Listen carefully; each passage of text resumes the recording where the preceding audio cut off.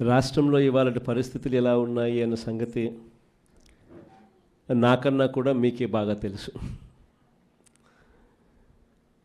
కలియుగంలో ఉన్నాము, రాక్షస రాజ్యంలో ఉన్నాము అని చెప్పడానికి ఈ రాష్ట్రంలో ఈ 12 నెలలు 11 నెలలు ఈ పాలన చూస్తే ఎవరికైనా కూడా ఇట్టే అర్థమవుతుంది. అంతటి దారుణమైన దుర్మార్గమైన పాలన మనం చూస్తూ ఉన్నాం. ఇలాంటి పరిస్థితుల్లో ఇలాంటి రెడ్ బుక్ పాలన జరుగుతూ ఉన్న, రాక్షసుల పరిపాలన చేస్తూ ఉన్న ఈ పాలనలో తెగువ చూపించి నిబద్ధతతో నిలబడి విలువలకు విశ్వసనీయతకు పెద్దపీట వేస్తూ రాజకీయాలంటే అయ్యా చంద్రబాబు నీ మాదిరిగా చేయడం రాజకీయాలు కాదు, ఎంపీటీసీలమైనా కౌన్సిలర్లమైనా మమ్మల్ని చూసి నేర్చుకో, ఇది రాజకీయం అంటే అని చెప్పి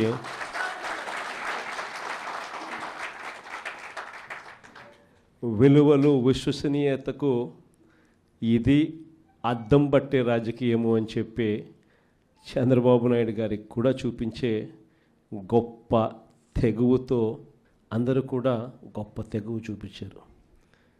మీ అందరి తెగువకు, విలువల పట్ల, విశ్వసనీయత పట్ల మీరు చూపించిన నిబద్ధతకు మీ అందరికీ కూడా హ్యాట్స్ ఆఫ్ తెలియజేస్తాను.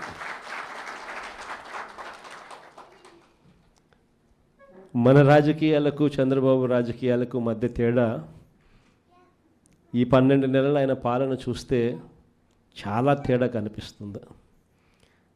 అసలు రాజకీయాలు అన్నది ఒకవైపున మనల్ని చూసినప్పుడు రాజకీయాలు అటువైపున కనిపిస్తాయి. ఈ 12 నెలలు చంద్రబాబు నాయుడు రాజకీయాలు చూసినప్పుడు రాజకీయాలు ఇటువైపున కనిపిస్తాయి. ఇద్దరి మధ్య తేడా అంత ప్రస్ఫుటంగా కనిపిస్తూ ఉంది.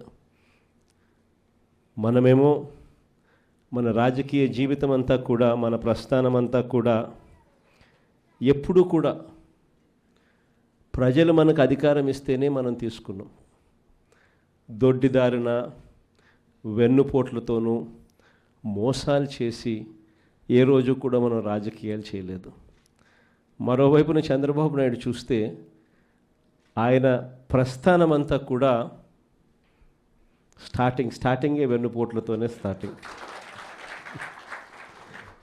అక్కడి నుంచి మొదలు పెడితే ఆయన ప్రస్థానం సొంత కూతుర్నిచ్చిన మామను ఎన్టీ రామారావు గారిని వెన్నుపోటు పడడం దగ్గర నుంచి మొదలు పెడితే, ఆ తర్వాత అధికారం కోసం ప్రజలను ఒకసారి కాదు, 2 సార్లు కాదు, ఎప్పుడూ ఆయన జీవితం అంతా కూడా ప్రజలను కూడా వెన్నుపోట్లు పొడుస్తూనే ఆయన రాజకీయాలు సాగిస్తూ వచ్చాడు.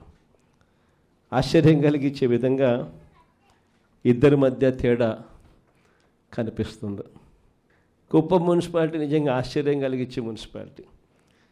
చంద్రబాబు నాయుడు గారు ముఖ్యమంత్రి కాకమునుపు ఇక్కడ ప్రజాస్వామ్యబద్ధంగా ఎన్నికలు జరిగితే ప్రజలు ఓట్లు వేస్తే ఈ కుప్పం మున్సిపాలిటీలో 25 వార్డులకు గాను వైఎస్ఆర్సీపీ 19 గెలిచింది.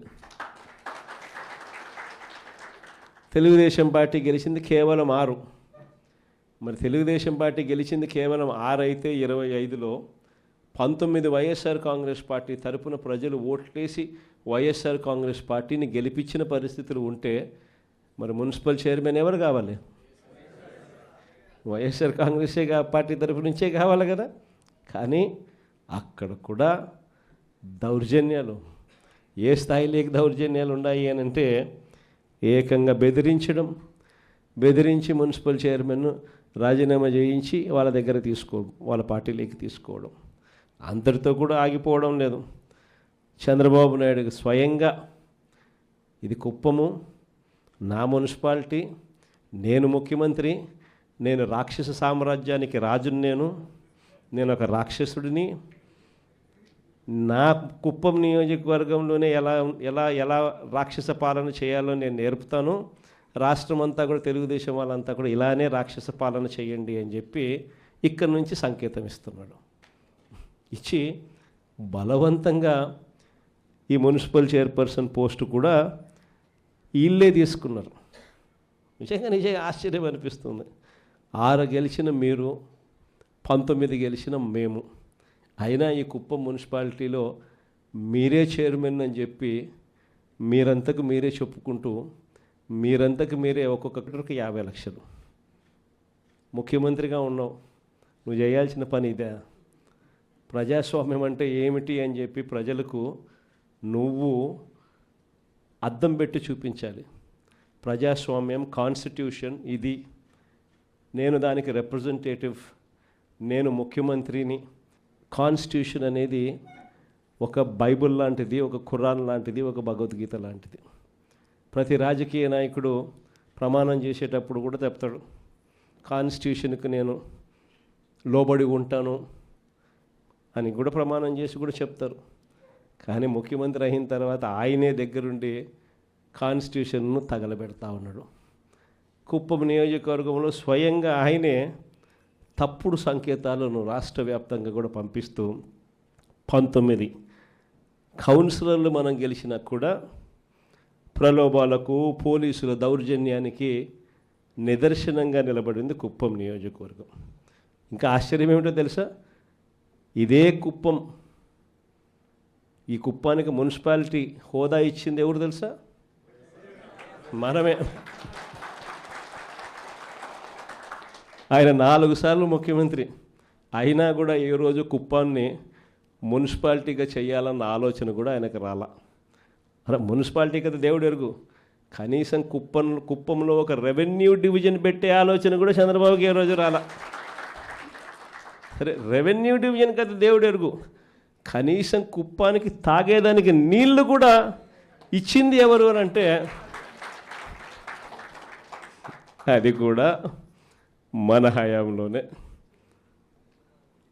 అలాంటి కుప్పంలో ఇలాంటి చంద్రబాబు నాయుడు రాక్షస పాలన చేస్తున్న నేపథ్యంలో ఈరోజు మనమంతా కూడా తెగువ చూపించి గట్టిగా నిలబడిన ఎంపీటీసీలు, కౌన్సిలర్లకు మీ అందరికీ కూడా అందుకనే హ్యాట్స్ ఆఫ్ చెప్తాను.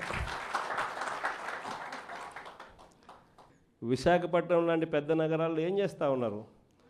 రూపాయికి ఇడ్లీ వస్తుందో లేదో నాకు తెలియదు, కానీ రూపాయికి చంద్రబాబు నాయుడు గారి హయాంలో తన బినామీలకు మాత్రం 3,000 కోట్ల రూపాయల భూములు మాత్రం ఇస్తారు. రూపాయి పెట్టుబడి పెడితే 3,000 కోట్ల భూములు. ఊరు పేరు లేని ఉర్సా అంట, ఇంకొక కంపెనీ లూలు అంట, లూలులు లిల్లీలు. ఈ కంపెనీలకు మరో 1,500 నుంచి 2,000 కోట్లు విలువ చేసే భూమి విశాఖపట్నంలో వాళ్ళకు కూడా దారాదత్తం. ఈ మాదిరిగా ఇష్టానుసారంగా లంచాలు తీసుకోవడం, నాకింత నీకింత అని పంచుకునే కార్యక్రమం జరుగుతూ ఉంది. మొట్టమొదటిసారిగా మొబిలైజేషన్ అడ్వాన్స్ అనేది మనం తీసేస్తే మొబిలైజేషన్ అడ్వాన్స్ ఈయన అదే పనిగా తీసుకొచ్చినాడు. మనం రివర్స్ టెండరింగ్ మనం తెస్తే ఈయన రివర్స్ టెండరింగ్ క్యాన్సిల్ చేసినాడు. మనం జ్యుడిషియల్ ప్రివ్యూని మనం తీసుకొస్తే జ్యుడిషియల్ ప్రివ్యూని ఈయన క్యాన్సిల్ చేసినాడు. చేసి కాంట్రాక్టర్లు రింగ్ ఫామ్ అవుతున్నారు, ఇష్టం వచ్చిన రేట్లను పెంచేస్తున్నారు, పెంచిన రేట్లకు వేస్తున్నారు. వేస్తానే ఈయన మొబిలైజేషన్ అడ్వాన్స్ 10% ఇస్తాడు, 8% వాళ్ళు చంద్రబాబు నాయుడుకి ఎన్నికిస్తున్నారు. డబ్బు ఈయన వాళ్ళకియడం, ఈయన మొబిలైజేషన్ అడ్వాన్స్ కింద 10% వాళ్ళకి ఇస్తే ఈయన 8% తిరిగి ఎన్నికిస్తున్నారు ఈయన జోబిలీకి. విడిగా కరప్షన్. మరోవైపున చూస్తే రెడ్ బుక్ రాజ్యాంగం. ఏం చెప్పాల్సిన పనుల రెడ్ బుక్ రాజ్యాంగం గురించి నాకన్నా మీకే బాగా తెలుసు. ఏ రకంగా పోలీసులను వాచ్మెన్ల కన్నా దారుణంగా వాడుకుంటూ ఏ రకంగా రెడ్ బుక్ రాజ్యాంగం నడిపిస్తూ ఉన్నారు. ఇంతటి దారుణమైన పాలన సాగిస్తూ ఉన్నప్పుడు ఇలాంటి దుర్మార్గం ఎక్కువ రోజు నిలబడదు.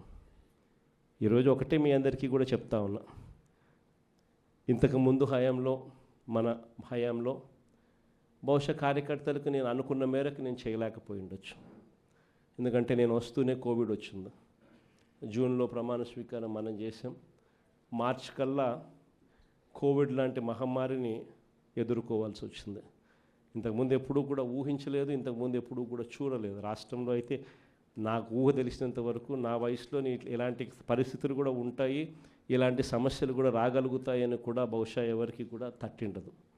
కానీ ఈసారి మాత్రం మీ అందరికీ చెప్తా ఉన్నా, ఈసారి మీ జగన్, మీ బిడ్డ మీరు పడతా ఉన్న కష్టాలను చూశాడు, మీరు చూపిస్తూ ఉన్న తెగువను కూడా మీ బిడ్డ జగన్ చూశాడు. మీ అందరికీ మాట చెప్తా ఉన్నా, నెక్స్ట్ జగన్ 2లో మాత్రం కార్యకర్తలకు పెద్దపీట వేస్తాను అని మాత్రం ఖచ్చితంగా చెప్తాను.